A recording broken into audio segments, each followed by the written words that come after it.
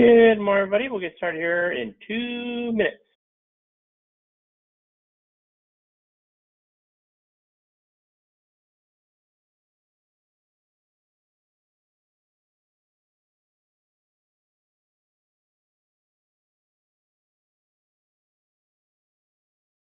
Good morning, everybody. We'll get started here in just a bit. We're letting people dial in here.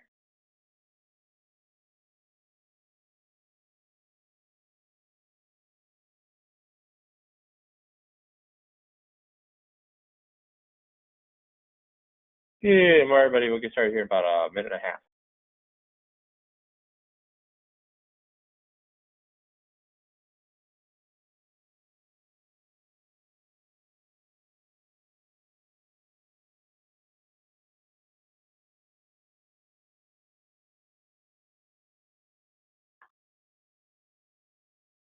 Good morning, everybody. We'll get started here in about a minute and a half, or about a minute now.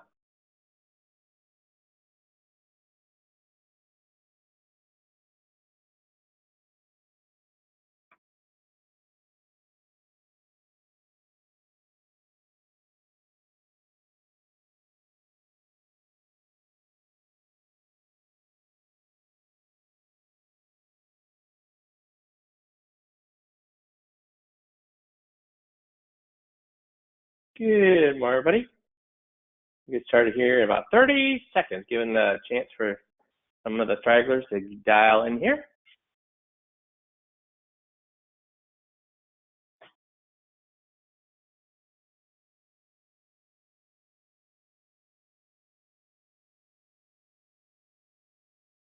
All right, we'll get started. Hope you all had a good weekend and you're ready to hit it hard here. So we got a lot of stuff happening in the market right now. So I just want to do a quick review. So this is all the bear market since 1950. So down 20, down 28, down 22, down 36, down 48, down 19, 27, 33, 19, 19, 49%, 56%, 20%, 20%, 40% or 34%. So guys, if your clients experience that, even though they said they have a great risk tolerance, what percentage of them do you think would panic? With a down 33, a down 27, a down 48, what percentage do you think would panic? Give me some answers here. What percentage, even though they say, hey, I understand, there's no problem with us, my down market, it'll always come back. How many would panic? What percentage if this happened? Yeah, I would agree that 80 or 90% would panic. 80 or 90% would panic. Now, a couple things here is we know through history that it takes how long to get back? Well, we think, 6 years in 73, 4 years in 2000, 4 years or 5 years and 4.5 years in 2000. But here's the problem with this one. What's wrong with this number? What's wrong with this number? 4.6 years to recover. See how many astute of you, how many people pick up on this. What's wrong with that number? Because it happened all over again here, right? So actually it ended up being over 10 years for them to recover from 2000. Because it happened again, they get nailed, down 49%, and then down 56 or almost 57% 7 years later. So it took them over 10 years to recover based on that. Not 8 years, but 10 years. So this is something to be aware of. Not that, I mean, we got a lot of crap happening right now with tariffs and countries fighting with each other and bird flu and inflation and the Fed saying, oh my gosh, I don't think we're going to recover as well. I mean, a lot of things are happening now. So it does not mean the market's going to crash. But what it does mean is what? I've talked about this many before. We got that shed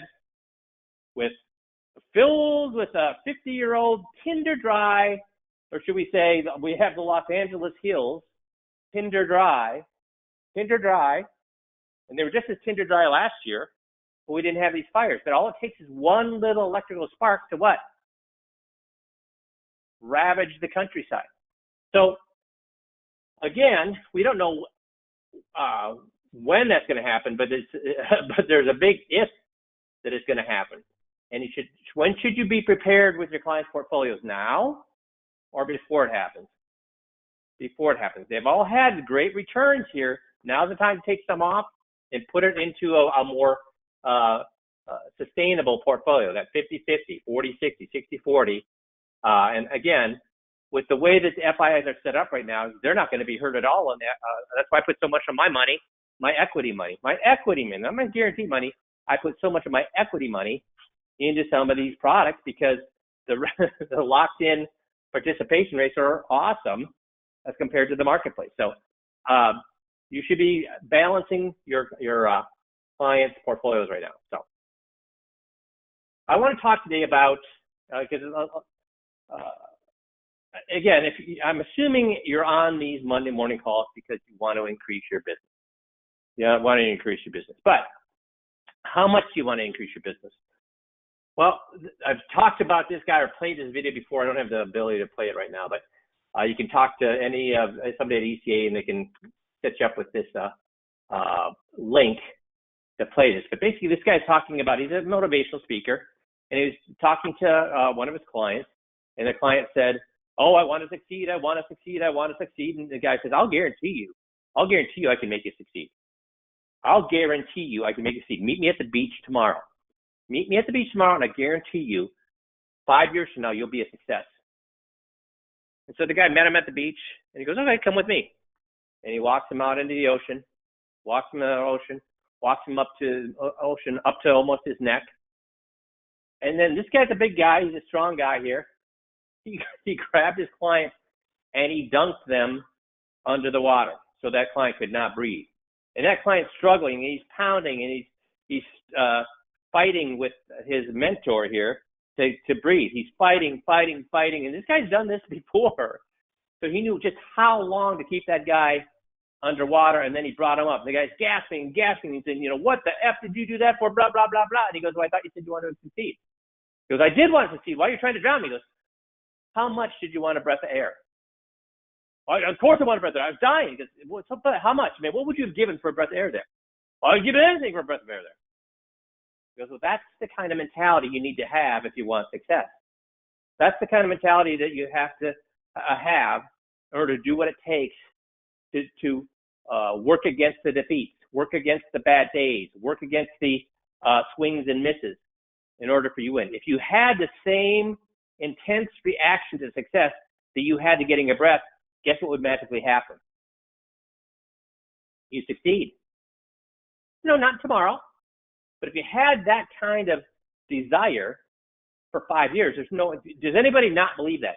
If you had that kind of desire that you would do anything to succeed, that you'd be where you want to be 5 years from now. Because how many hours a day would you work? What kind of focus would you have? What kind of excuses would you allow?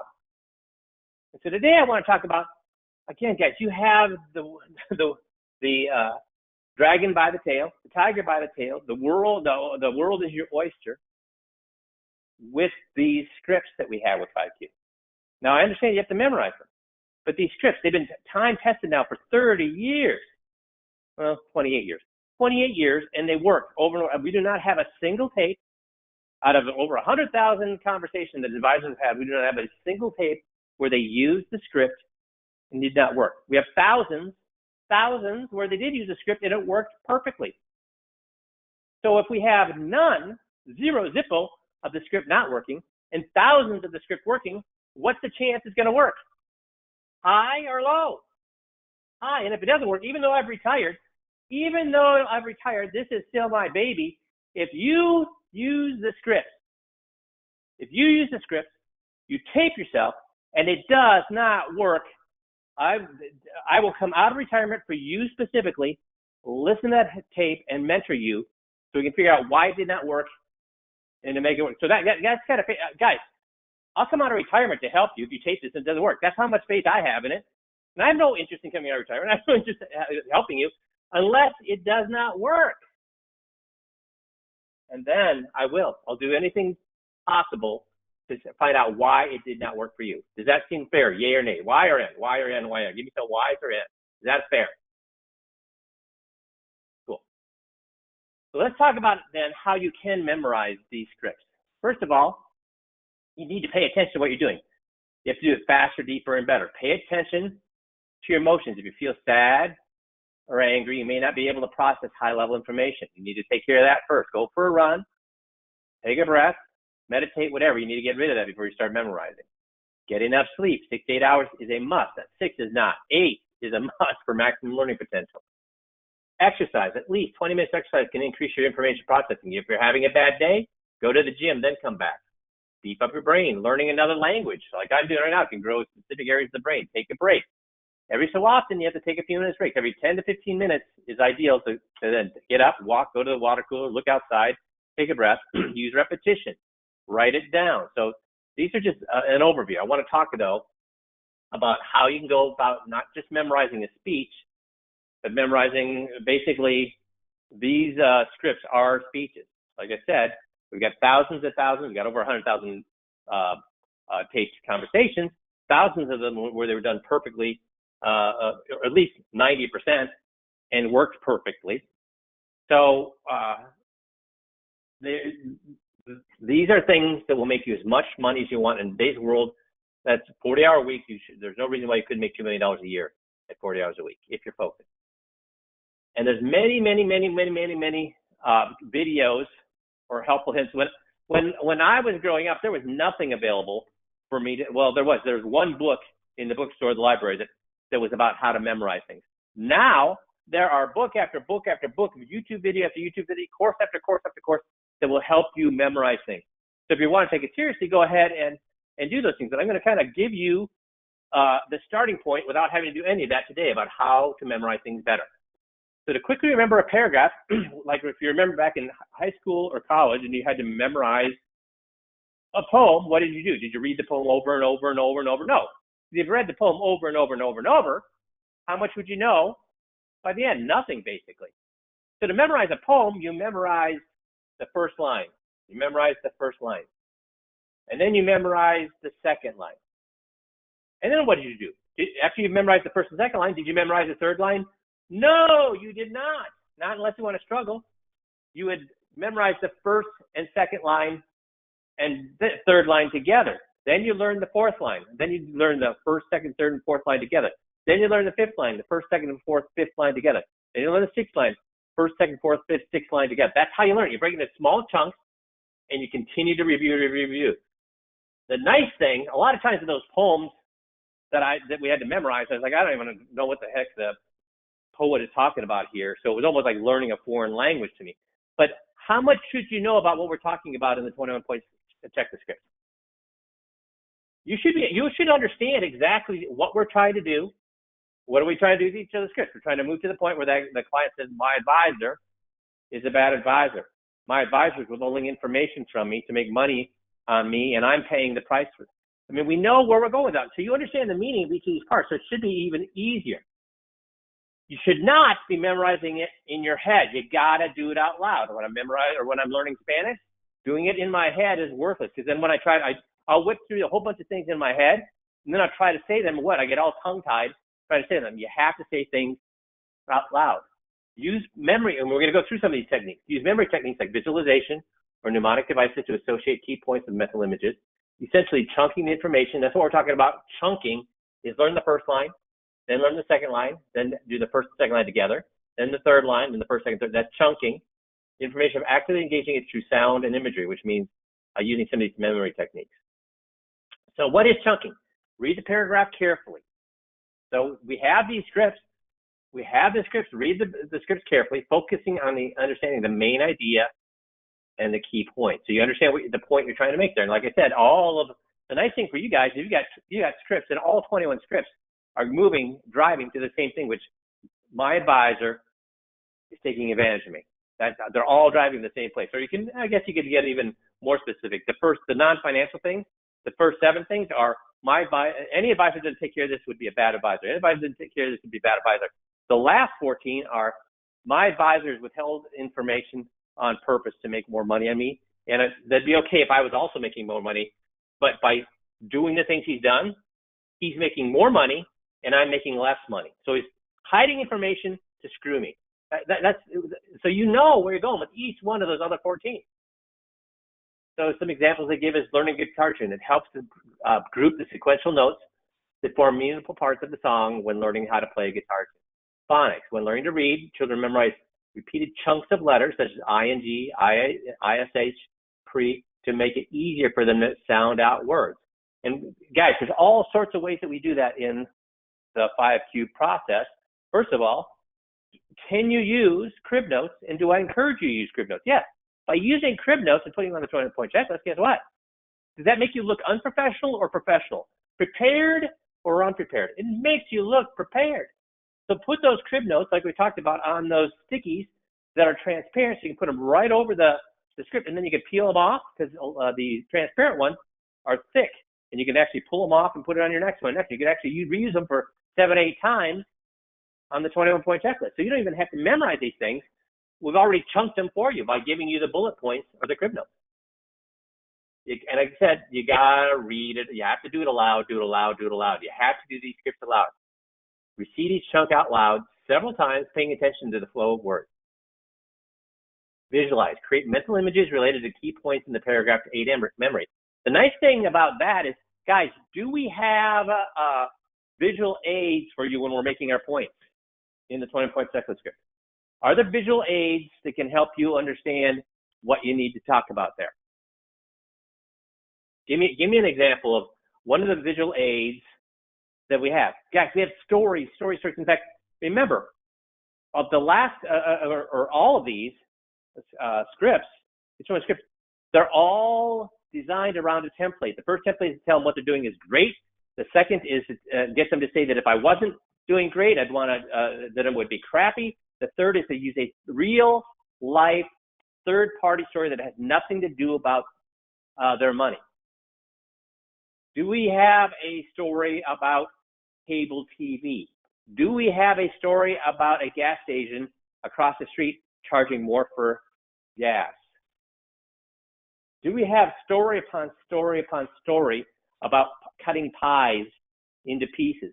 See, we've got visual aids all the way throughout the scripts to make these things easier for you to do. The nice thing is it's easier for you to do. It's also done so that it's easier for the client to understand.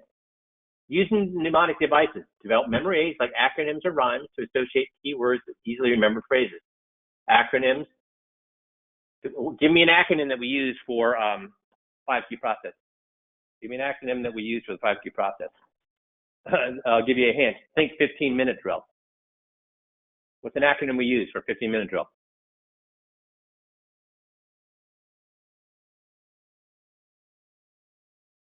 Come on, somebody. What's the acronym we use for the 15-minute drill? APE. APE. What does APE stand for? Somebody tell me. Somebody type in. What does APE stand for? Got. Yes. Got to. Get on their side. What does APE stand for? How do we get on their side? So got, get on their side, and then we use another acronym, APE. Agree, parrot, empower. Very good, Tom. Very good, Mark. Agree, parrot, empower. So do we use acronyms? Yes, we do. We don't use the method of loci, but you could easily do that. It's the memory palace. There's tons of information on the internet about how to use the memory palace to do that. Songs and rhymes. Do we use the songs and rhymes? Do not tell, sell, preach, or teach. Do not tell, sell, preach, or teach. If you look through my training, I'm constantly using rhyme to help you remember things. That's just one example. Chunking, we've talked about. Association, we're going to talk about in more detail here in a bit. Practice repetition. Again, repeatedly reciting a paragraph from memory, reviewing the sections you struggle with more often. Rote memorization, the process of learning something through repetition involves repeating information over and over and over. We get it. Pros, you can learn things quick, improved accuracy, better recall. It's also good for remembering base knowledge like timetables. Cons, you're not understanding what you're doing. You're basically, it's like me learning a Spanish phrase. I can learn a Spanish, or you know what it's like? It's like ABBA back in the 1970s singing in English and they didn't even know what they were saying, or Roxy singing in English and they didn't even know what they were saying. You can learn a song that way, but it's a difficult in that there's only so much information you can learn that way because you're shallowly learning. So if you're not practicing all the time, you'll forget it. where if you understand something, you can understand something for a long time. Guys, I haven't practiced the scripts. I have not practiced the scripts probably in 10 years, but guess how well I could do the scripts? Give me 6 beers. In an hour's time, I'll drink a 6-pack and I can still do the scripts. Why? Because I'm a genius? No, it's because I've done it so many times, thousands of times, that you can do that. But that's the only way you're going to do it with rote. Rote versus meaningful. Rote memorization involves repetition and drill type exercise to learn new information. Meaningful means involves making connections between different topics, ideas, deeply comprehending the material for it to be remembered. So, do you think I can still do these things based on rote? Or do you think I can do these scripts even though I haven't practiced for 10 years because I understand what I'm trying to accomplish with each one of those scripts? Because I understand what I'm trying to accomplish. Rote is a tough way to go. And regardless of how you're going to learn it, you got to record yourself. You got to record yourself. You got to find out where you're making mistakes, where your stumbles are. That's what's going to help you learn the scripts. And guys, learning the 21-point checklist scripts, it is work. I'm not going to argue with that. It is work, but it is not hard. It is not hard. It is work. Give me an example of something that is hard. Please, give me an example of some work that is hard.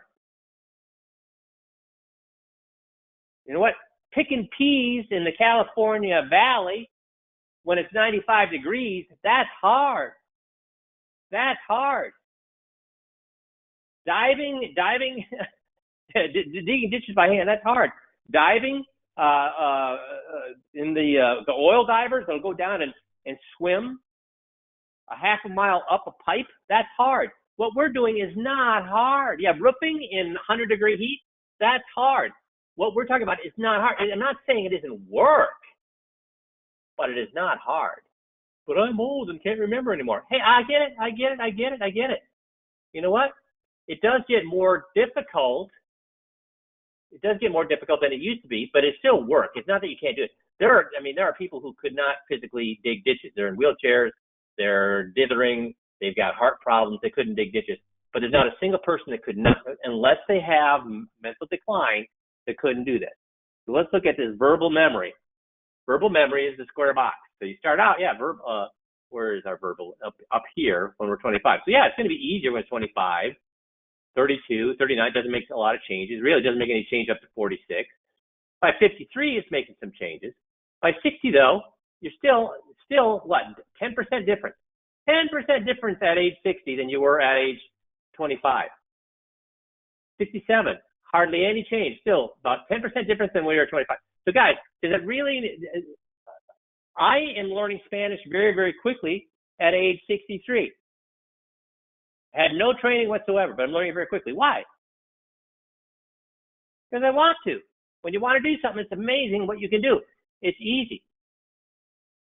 It's not that it's not work. It's work for me. And there's times I don't want to practice for a couple hours in a day. There's times I got other things I'd rather do. But if I want to learn it, I have to do it. Or otherwise, all the work I've done to that point is worth it. And guys, guess how much money I'm going to make by learning Spanish? Nothing. How much money will you learn by learning the 21-point checklist? As much as, up to $2 million, up to $2 million, whatever you want to put the time in to do. Whatever you want to put the time in to do, up to $2 million a year. Is there anybody on the call who would not like to make that kind of money? And you have the tool to do it in your hand, a guaranteed tool, not an okay, not a maybe, not a if everything works out. No, you have a guaranteed tool to do it. But you got to put in. So do you see here, guys? Square box, square box, square box, square box, square box, square box, square box, square box, square box. So up to age 67, is there any reason for you not to be able to memorize this? Even at 74, you could. It's going to take more work, but there's no reason even at then you shouldn't be able to do this. And see, guys, this what you're doing affects clients and it affects you. Well, not me anymore, but you for sure. So by learning to memorize things, you're going to make your client's life better because they'll understand what you're trying to do. And they'll come to their own conclusions because the scripts have them come to their own conclusions. The scripts prevent you from telling, preaching, teaching. The scripts put the client in charge. The scripts lower the stress level for the client. in the end, the scripts are going to have the clients move all their money to you, and you're one of the good guys. You are the knight in shining armor. You are wearing the white hat. So it's going to help the clients, and it's going to help you because every minute you spend will be more efficient after you learn the script. And guys, once you learn the script, when you memorize the script, like myself, I haven't spent any time in 10 years, in a decade, learning the scripts, but I still am able to do that. So once you learn the scripts, you know them. You know, so I'm talking about not a drudgery for the rest of your life. The problem with digging a ditch is once you finish the ditch, you got to go dig another ditch. The great thing here is once you learn the script, you don't have to learn any more script. You're done. And then again, there's lots of ways to increase your memory. So this is right out of Harvard Medical report, Improving Your Memory, Understanding Age-Related Memory Loss. So cognitive decline. So what increases your risk?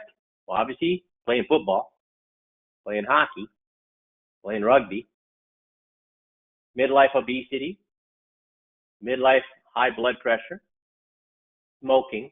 Currently, if you quit, you start to get better right away. Diabetes, history of depression, not sleeping well, and I have no clue what hyperlipidemia, I think some sort of blood disease. Now, what's going to lessen your cognitive decline is years of formal education. Oh, let's go here. Social engagement, lowering the alcohol consumption, doing cognitive training, Mediterranean diet, exercise, and years of formal education. So guys, here's the thing about me. How many years of formal education do I have, guys? Anybody know my personal history? How many years of formal education, past high school, do I have?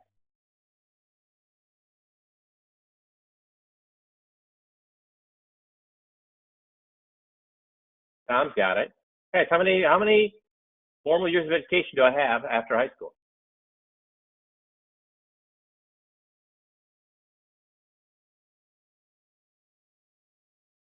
Tom's got, well, we had several answers, but Tom has it right. Zero.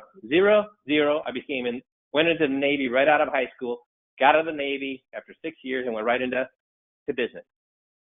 So I don't even have this. So guys, I do a lot of physical activity. I don't eat well. I do a lot of cognitive training. I don't drink. I'm a wallflower. So these things that help me memorize, so you say, well, Mike, you're special. Mike, you can memorize these things, but I can't, blah, blah, blah. Bull crap. I don't have any years of formal education. I am physical. I eat like crap. I do cognitive training. I don't drink, and I don't. So that's one. So out of these 1, 2, 3, 4, 5, 6, I'm only doing 3 of these 6. 3 of these 6. So I'm not some sort of special person that can memorize things. You can do it as well as I do. Just remember we talked about me and names. Up to age 40, I would tell people I can remember faces, I can't remember names. I can remember faces, I can't remember names. When you would come to a training, a sales training, everybody in the room would be, hey, big guy, hey, wild man, hey, dude, because I told myself I could not remember names. And then I started thinking, I'm bitching at these guys about not memorizing the scripts. I'm bitching at these guys about not putting in the effort. Why am I making an excuse? If I don't allow them to make excuses, why am I making an excuse that I can't remember names? Guess how long it took me to start remembering names? One meeting. I just said, I got to start remembering names. So I made an effort. And the funny thing is, when I made an effort at that next meeting, we had 32 advisors come to the training. And I had, within 1/2 hour, memorized all 35 advisors' names. So 42 years, I said, I can't remember names. And when I finally said, I guess if I put in the work, I'll try it. And I put in the work, and guess what I found? It was hard or not hard? Well, I would say it was work, but it was certainly not digging ditches. And I found it came very, very easy to me. It's a matter of just doing it. Make sense? So according to research, our attention span has markedly decreased in 15 years. Average attention span of 2012 seconds. In 2015, 8.25 seconds. And what do you think it is today? I mean, I've not seen any research on it. But what do you think it is today? Higher or even lower than 8.25 seconds? Yeah, even lower. Oh, somebody said something 6. I wouldn't doubt it. See, we're easily distracted. As an office worker on average would check their email box 30 times every hour. Guys, how many times should you be checking your email box per day. How many times should you be checking your email box per day?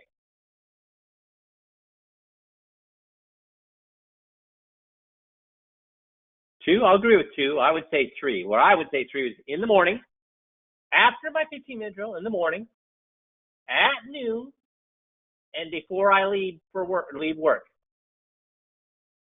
So if 2 is even better. Less is better. So why? Why do you think people then check their email boxes continually through the day? Why do you think people do it then? There's not an efficiency expert, not a work expert, not any type of professional who is interested in getting the most done is going to say checking the email box regularly. If you're missing out, I'd agree with that. Why else?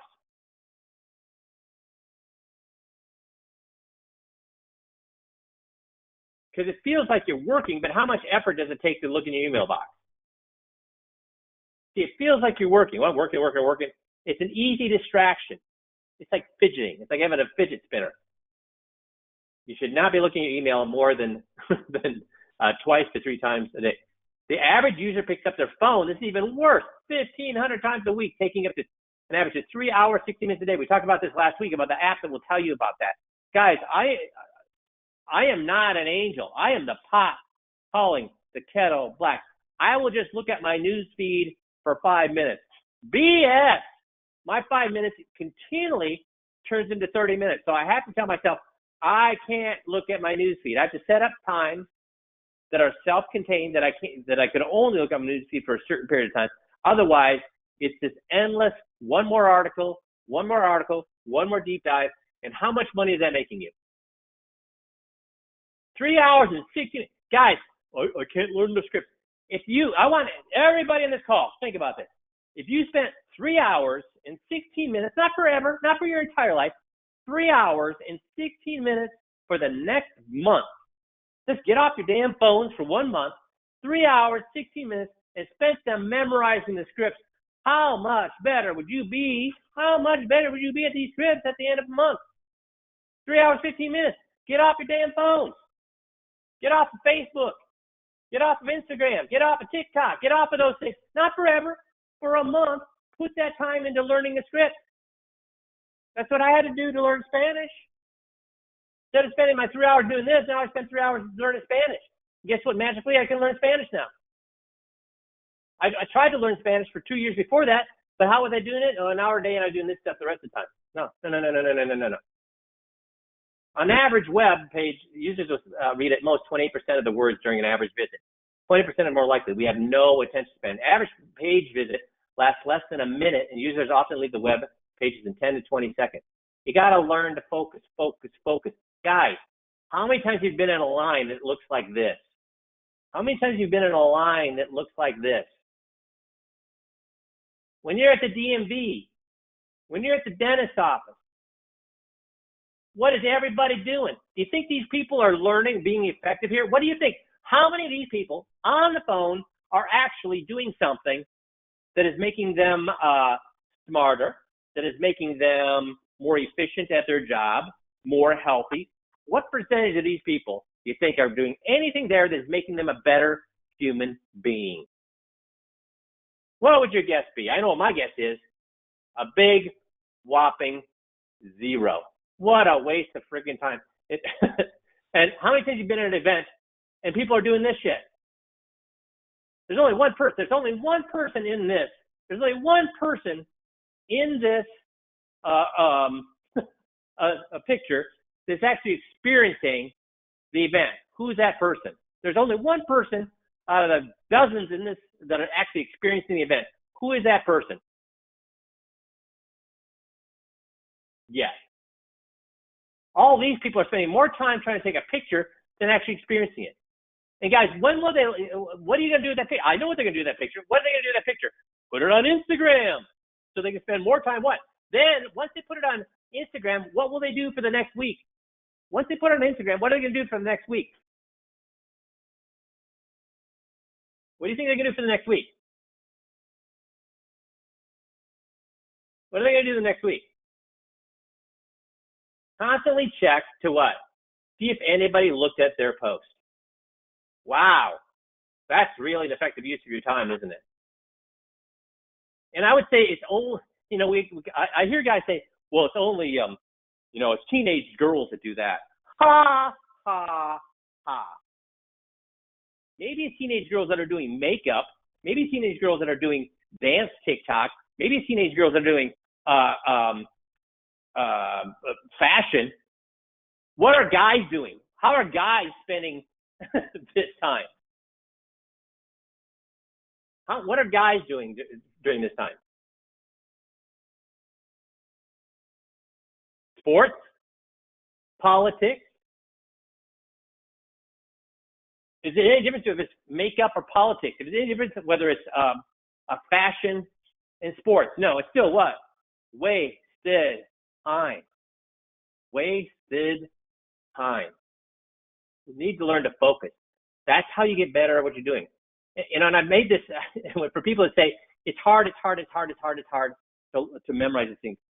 Again, let's talk about how many high schools have plays. How many high schools put on theater plays? What percentage of high schools put on theater plays? Virtually all of them. And how many high schools are there in the country? I don't know, probably 1 million. So there are, well, let's say there's only 100,000, which is wrong. There'd be a lot more than that. But even 100,000, there's 10 people in a play. That means there's 1 million high school kids in a play. Now, when you're in a play, can you tell the math teacher, I don't need to do the homework. I don't need to learn math because I'm in a play. You can tell the science teacher, physics teacher, chemistry teacher, you can tell the English teacher, I don't need to do these things, I'm in the play. Are they excused? Are people in plays excused from doing the homework from all other classes? Or do they have to do all the same workload as everybody else? They have to do the same thing as everybody else. So this is extra above everything else they're doing. Also, not to be disparaging, but I knew a lot of theater kids. Are they the top level kids academically? Are they the ones that are scoring the top in physics, the top in math, the top in English, the top? Are theater kids the top academics generally? There's always exceptions in school. Well, Tom says generally, I'd say not in my school, because theater kids, were they interested in science? Were they interested in physics? Were they even interested in English? What were they interested in? And Tom, maybe it was your school. Again, I'm talking generally, but my kids also, I knew those kids as well. They were just middle of the road students because what their interest was in what? Performing, not in academics. How many movie stars were top academics? No, they all say what? I struggled in school. So these people, but the funny thing is they struggled in school, but they still could learn a script. So my point here is what?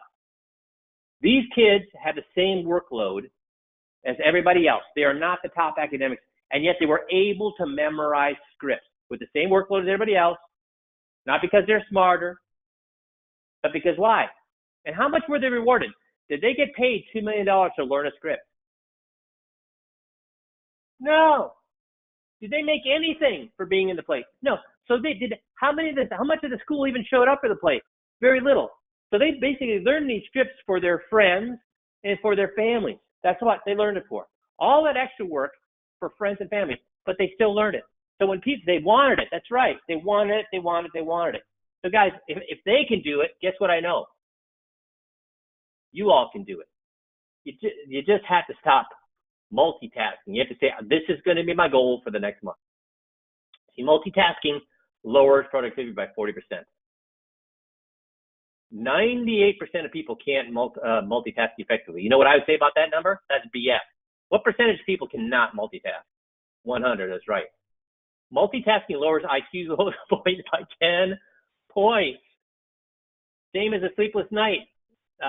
2 times worse than smoking weed. My gosh. Single task uses this much of the brain. 2 tasks uses this much part of the brain. 3 tasks, third task is replacing one of the 3 tasks. So you can't do 3 tasks. The most you can do is 2, which means what? You're even using less of the bit. The formula for success is simple. Practice and concentration, then more practice and more concentration. That's it. That is it. That is it. Get rid of your phone during work hours. Get rid of Facebook, Twitter, all the other crap you're doing during working hours. Change the habits, change your life. When you're on the computer, it should be learning scripts until you've already learned the script, then do whatever the heck you want. 3 times a day at most for checking email. 2 times is better. Learn to meditate. Take up meditation. Take up a hobby such as knitting or crocheting or macrame. Then what? It's a rest for your brain. It works different part of your brain. Your brain also loves the gym. You don't have to go to the gym, but it likes the sidewalk, the bike trail, the pool. Get exercise. When you exercise, norepinephrine, is that it? Norepinephrine, whatever that is released, improving attention, perception, and motivation. Brain developed neurotrophic factor is released, protecting and repairing neurons. Hormones combined with the BDNF, we just talked about here, to grow. They figured out you can actually grow your brain now. They used to say you couldn't. To regulate mood and mental clarity. The hippocampus, part of the brain concerned with learning and memory, grows in size for every time. Guys, they've looked at the London cabbies that have to memorize the entire map of London. What happens to their hippocampus?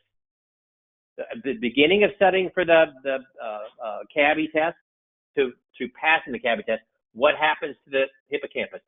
3 times larger. 3 times larger. You can grow your brain. I guarantee you, if you spent, instead of learning the map to London, what can we do with 5Q? Learn the script, and your hippocampus will get bigger. Endorphins are released, telling the sensation of the brain, searching. There are lots of reasons to exercise. The brain after sitting quietly, brain after a 20-minute walk.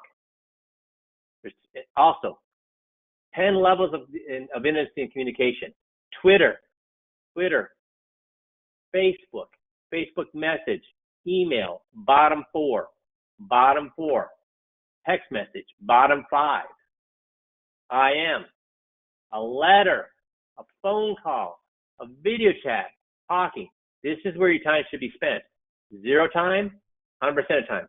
0 time, 100% of time. Now, obviously, it can't be 0, but you should minimize, at least in your work life, these, and maximize these. You can also play timed games. Will increase the activity of your brain, make it easier to memorize things. Listen to Mozart. Remember things better when you write them down by hand. Get better night's sleep. There's all sorts of ways. We all know how to get better night's sleep. So guys, here's the thing. Use these ideas. You can cheat by having crib notes on the 21-point checklist, making it even easier. If you know the motive for all 21 things, it makes it even easier. Practice GOTS. Practice aping every single day for a little bit. Take a month. Spend that 3 hours instead of on chasing down all these different distractions we have. Because remember, most of you guys are old enough to remember before these things existed. Was your life less fulfilling? Well, let me ask you a question. Is your life more fulfilling now with all of those things in it? Or was your life more fulfilling back in the 1990s when you didn't have you had a barely working desk computer on your desk? How many of you feel your life is more fulfilling now than it was back then? Do those things make your life more fulfilling or more empty? So you've got the world by the tail. You got the world's your oyster, dragon by the tail, tiger by the tail. World's your oyster. You have the tools to make as much money as you want. I'm not even asking you to find more time. I'm saying just replace the time that you're wasting with learning the script. Make sense? What is a memory palace? A memory palace is when you can find all sorts of tools on the internet to do this. A memory palace is when you use so somebody's asking what a memory palace is. It's when you use a room in your house that you're totally familiar with and you attach how the Greeks would memorize scripts. speeches, and many people have used it since. You attach a portion of your speech or your script to the first thing you would see when you walk into the room. Maybe if you're talking about your living room, it would be your sofa, then it would be your lamp, then it would be you associate the next idea to a lamp. And again, I could spend a whole hour on how to do the Memory Palace. There are lots of people who can train you a lot better than that, than I could online. So if you're interested in using that, go online, put in Memory Palace, and you'll find all sorts of people that would teach you how to do that. Make sense? So guys, please, don't even go find new hours. Replace the hours you're wasting with learning the scripts. Replace the hours you're wasting with the 15-minute drill. Make sense? Awesome. You guys have a fantastic rest of the week. We'll talk to you all next Monday. Thanks, everybody. Bye-bye.